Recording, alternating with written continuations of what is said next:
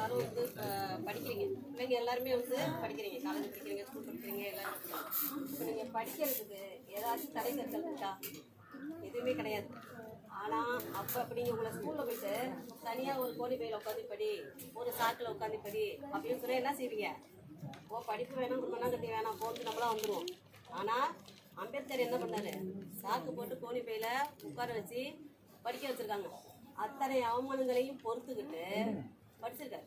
கஷ்டப்பட்டு வந்து தான் இந்திய அரசமைப்பு சட்டத்தையே வந்திருக்கிறார், எழுதியிருக்கிறார். அப்போ அவர் வந்து முன்னேற்றத்துக்கு அவமானங்கள்லாம் சந்தித்து பல கஷ்டங்கள்லாம் வந்திருக்கிறாரு. அதே மாதிரி அப்துல் கலாம் பார்த்துக்கிட்டிங்கன்னா ராமேஸ்வரத்தின் தலைவரத்தில் நினைக்கிறாரு, பேப்பர் போட்டுக்கிட்டு இருக்காரு. அவரும் ரொம்ப கஷ்டப்பட்டு அவருடைய உழைப்பாலேயே முன்னேறி அவரும் வந்து என்னது இந்திய குடியரசுத் தலைவர் அவரு. அதே மாதிரி இப்போ நம்ம எல்லாருமே இருக்கிறோம். இப்போ உங்களுடைய தாத்தா பாட்டிகள் இவங்களெல்லாம் பார்த்தீங்கன்னாக்கா என்ன இருப்பாங்க? படிச்சே இருப்பாங்க. உங்களுடைய தாத்தா பாட்டி இவங்கெல்லாம் பார்த்தீங்கன்னா படிச்சிருக்க மாட்டாங்க. ஆனால் இப்போ நம்மளுடைய பெற்றோர்கள் எல்லாரும் என்ன பண்ணிருப்பாங்க? பள்ளி வரையும் போயிருப்பாங்க, பள்ளிக்கூடம் வரைக்கும் கண்டிப்பாக படிச்சிருப்பாங்க. ஆனால் இப்போ நீங்கள் என்ன செய்யணும்? கல்லூரி வரைக்கும் போய் பள்ளிகள் மட்டும் இல்லாமல் கல்லூரிகள் பல துறைகளில் சாதனை படைக்க வேண்டும், கால் பதிக்க வேண்டும், தடம் பதிக்க வேண்டும்.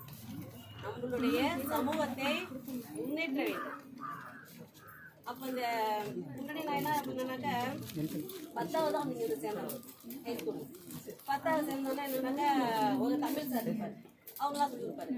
கேன்சர் ஒரு சார் வருவார், அதனால் தூங்கி விடுவார். அவருக்கு உடம்பு சரியில்லை, அதனால் அவர் தூங்கி விடுவார். அப்புறம் ஒரு சோசியல் சயின்ஸ் சார், நான் டியூஷன் எடுக்கிறேன், எல்லாம் வந்து ஸ்கூலுக்கு வந்துருங்க, ஒரு 8 மணிக்கு போல் கரெக்டாக வந்துருந்தாரு. போயிட்டோம் 8 மணிக்கு, வரவே இல்லை. கரெக்டாக 9 மணிக்கு வந்தார். அம்மா நான் வந்து லேட் ஆகிடுச்சு, நான் வெளியில் டியூஷன் வைக்க போகிறோமா, நீங்கள் வாங்க அப்படின்னு சொல்லி சொன்னார்.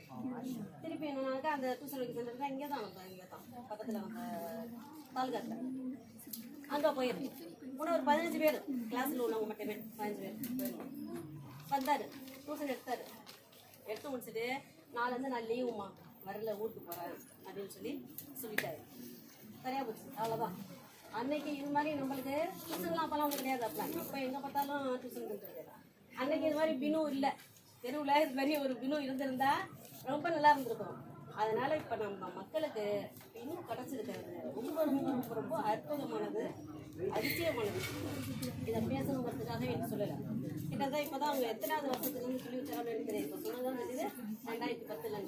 அப்போ இப்போ 10 வருஷ காலமாக நம்மளுடைய மக்கள், நம்மளுடைய சமூகம், நம்ம மக்கள் வந்து முன்னேற்றம் இருக்காங்க. நான் நினச்சிருந்தா ஒரு காலேஜ்லேயே இல்லை ஒரு ஸ்கூல்லேயே போய் வேலை பார்த்துட்டு சம்பளம் கொடுக்குறாங்க, வாங்கிட்டு போயிட்டே இருக்கலாம். அப்படி செய்யவே இல்லை. நம்மளுடைய மக்கள் முன்னேறணும், முன்னேற்றத்தை கொண்டு வரணும் அப்படிங்கிறதுக்காக இப்படி இந்த சேவை செஞ்சு இருக்காங்க. அது இன்னும் ரொம்ப பாராட்டக்கூடிய ஒன்று. கைத்தட்டலாமே எல்லாரும் நீண்ட பொழுதில் பெரிது ஒன்றும் தன் மகனை சான்றோன் என கேட்ட தாய். இந்த ஒரு தாய் என்ன செய்வாங்களாம், தன்னுடைய மகனையும் மகளையும் பெறும் பொழுது ரொம்ப சந்தோஷமா இருக்கும். ஆனா அவங்க தன்னுடைய பிள்ளைய பத்தி ஏதோ ஒரு தன் மகனை சான்றோட ஏதோ ஒரு பொருத்தியா வார்த்தை பேசும் பொழுது என்ன செய்யறாங்க? ரொம்ப தான் பெற்றெடுத்த அந்த சந்தோஷத்தை விட தன் மகனை அறிவுடைய சான்றோன் அப்படின்னு மற்றவங்க சொல்லும் பொழுது மிக மகிழ்ச்சி அடைகிறார். அப்போ நீங்களாம் என்ன செய்யணுமா? உங்களுடைய தாய் தந்தரை பெருமைப்படுத்த வேண்டும், சந்தோஷப்படுத்த வேண்டும், பெருமைப்படுத்த வேண்டும். பெருமைப்படுத்த மலர்ந்து நடந்து கொள்ள வேண்டும்.